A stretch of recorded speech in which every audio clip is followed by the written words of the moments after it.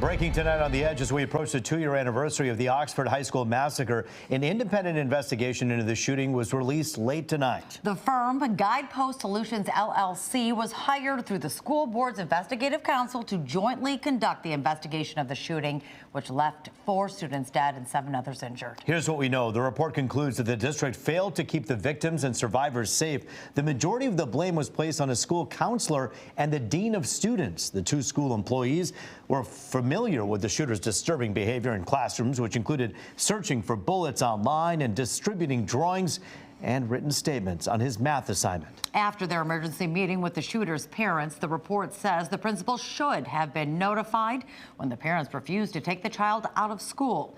The principal would be responsible for conducting a threat assessment and calling for a search of the shooter's backpack.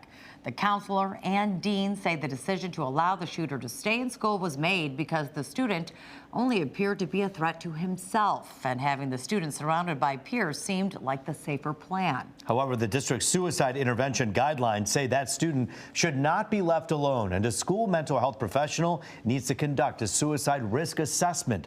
The report concluded that the counselor and dean did not receive the appropriate threat assessment training prior to the shooting. And you can read the entire report on our website, fox2detroit.com. Well, also tonight, we're almost there. GM has now set a tentative deal with the UAW. The automaker is the last of the big 3 to find common ground with the union. Fox 2's Dave Kinchin joins us live with these new developments. Dave. Yeah, you know, it's a landmark moment, one that's been 6 weeks in the making. The UAW is saying that they are suspending, essentially stopping their stand-up strike right now with a tentative agreement in place with GM. We went to the birthplace of General Motors, the Flint area, to talk to workers all about it. When I woke up this morning, I had a text that said we had a possible tentative agreement. So, I mean, I was happy to see that when I woke up. A sigh of relief for Eric Price, GM worker and president of UAW Local 651 outside of Flint. His members are preparing to study the new tentative agreement between GM and the union, which includes a 25% wage increase that jumps to 33% when factoring in inflation. I know a lot of the people who are still in progression, who have less years than me, they're all for it. They like that number. You know, that percentage. For people like me, I have 17 years in. It's a bit of a bump. Once again, we have won several astonishing victories. Union boss Shawn Fain announcing the deal in a social media video. It sets top pay at more than $42 an hour, ends those controversial pay tiers, and brings 2 new EV battery plants under the union's master agreement. Contributions to retirement plans or 401ks. The ability to strike any plant closings is important. And in exchange, I think there's some opportunities also for new products going into the plant. So, for example, Belvedere, which is the agreement with Stellantis, that plant had been idled. Now they've identified some product going into that plant and potentially a battery plant as well. Alan Amici runs the Center for Automotive Research and expects the rank and file to approve the deal, along with the tentative agreements the union already secured with Ford and Chrysler maker Stellantis in recent days. The Ford committee had approved the deal, and they're going to send it to the rank and file now for an upcoming vote. But that would be my expectation that the same happens for Stellantis and General Motors. Sure, there certainly could be some surprises in there, but I think they've got a pretty good deal, and I expect they'll be happy to ratify it and get moving again. More broadly, the American auto industry has been itching to get back to full production after a 6-week strike that cost more than $10 billion, according to economists. But the supply chain experts we talked with say the startup will not be easy. The suppliers are struggling. We have said that from the very beginning. Now the suppliers are facing even more increase on the wages to bring people back to work. Turning the supply on is not something that happens overnight. There will be pain. And a full-range startup of the auto industry, at least the American side of the auto industry, could take inside of a month, but certainly a big moment here, ending what is essentially the largest strike in the auto industry in 25 years. In terms of the next steps, we do know that the union leadership, they're going to be sending all of the documents over to the UAW local presidents, and then the presidents and the local administrations will be holding informational sessions for rank and file members. The UAW encouraging debate over these deals, the tentative agreements now with the Detroit 3 before votes take place. Reporting live outside the UAW offices in Southfield, Dave Kinchin on The Edge. Yeah, outside of the 45,000 plus people who are striking, the way this affects so many people who are watching auto dealers, you know, these car dealers, they were kind of waiting with bated breath to make sure this could be resolved in a timely fashion because the pinch was going to be felt by them next.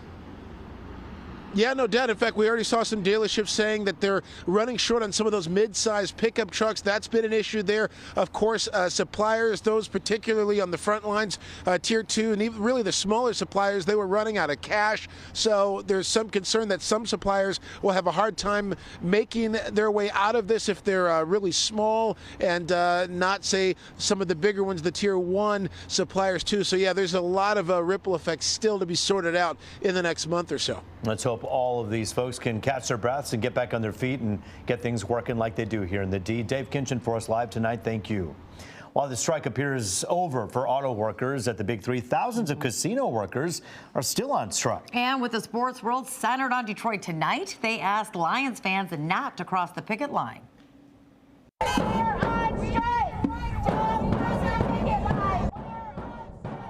Striking casino workers spent the afternoon tailgating on the picket line. Those workers, part of 5 unions comprised of the Detroit Casino Council. They're asking for higher pay and better benefits, among other things. I've been here 24 years. I've gotten a $6 raise in 24 years, and they're trying to screw with our health care. We need our health care. We need more money. We are union workers, and we deserve this. More than 3,000 casino workers have been on strike since October 17th. It is the first casino strike in Detroit history. Well, an EMS worker caught ranting on dispatch radio. And that worker expressing frustration with the Detroit Fire Department. But that rant shining the spotlight on a bigger problem impacting Michigan. Fox News' Camille Amiri has the story. Put this f***ing truck out of service. I'm f***ing out this Detroit Fire Department, the commissioner, the f*** out of everybody. A first responder angry and frustrated, ranting on the dispatch radio. Obviously, there is a lot going on there. Matthew Saar, president of the Michigan Professional Firefighters Union, says the rant is indicative of a problem plaguing Michigan. So whether it be equipment or our staffing, that leads to other issues in every firehouse across this state. The staffing shortage is a big problem. So what the data has shown is that Michigan only has 50 firefighters per 100,000 residents, and compared to the states surrounding us, that's less than half. State Representative Jim Hazma, a Democrat from Battle Creek, is the sponsor of House Bill 4688. It begs the old cost-benefit analysis question. What is a life worth? Or what are lives worth? And if we don't make a priority staffing, then we put in jeopardy the health, safety of police, firefighters, and the public at large. If you were to give us the staffing, we have better outcomes. That is a fact. When fire departments are understaffed, firefighters often become overworked, and that can take a toll on mental health and physical health. Want to drive back because you're dumb you can't do We reached out to the Detroit Fire Department regarding this recording. They have not responded to our request for comment. Camille Amiri on The Edge. Well, 2 months after being removed as fire chief for the city of Dearborn, Joseph Murray is back on the job. That's right. The department's leader was put on administrative leave following a drunk driving arrest. Murray was pulled over on Telegraph late August as he was driving from a bar around 3 a.m. He refused a breathalyzer but failed field sobriety testing that were caught on police body cam. Today, the city's mayor issued a statement saying the choice to retain Chief Murray derives from balancing a 2 decades-long career in public service and the humility not to evaluate an individual in their darkest moments. He goes on to say he's confident that Dearborn residents will be served well by Chief Murray. That's tough. That cold weather has moved in just in time for Halloween. Yeah, bad news for our trick-or-treaters and their parental escorts. Rich Luderman has our chilly forecast. Hey, Rich. Hey, Roop and Taryn. Yeah, it is a colder pattern for the next 3 days. Also notice this little spin in the atmosphere over Minnesota. That's going to track across our area tomorrow with some more flurries likely across southeast Michigan. Right now, it's all quiet out there. Take a look at the numbers today, 46 and 32. Way below where we should be for this time of the year. Nothing close to any records, but look at these numbers right now. Already down to 27 Ann Arbor, 31 Pontiac, downtown 37 degrees. Winds are at 34. A lot of cold air on the map, especially up to our north and west. Low pressure will track across the region with some flurries, but it's a reinforcing shot of cold air that's going to be with us for Halloween, Wednesday, and for Thursday. You'll see it coming up in the 7-day. Cold and dry for the rest of tonight, down to 29, back to 41 tomorrow. That's it. Bundle those kids up and then check out the 7-day. Temperatures will moderate for the upcoming weekend. We'll check it starting at 4 a.m. She didn't get a chance to grow. She was just getting started. Unimaginable grief as a father mourns the loss of his 16-year-old daughter, who was the innocent victim of gun violence in Pontiac. It appears Desiree Childs was caught in the crossfire Saturday night as she was walking near her home in the area of Telegraph and West Huron.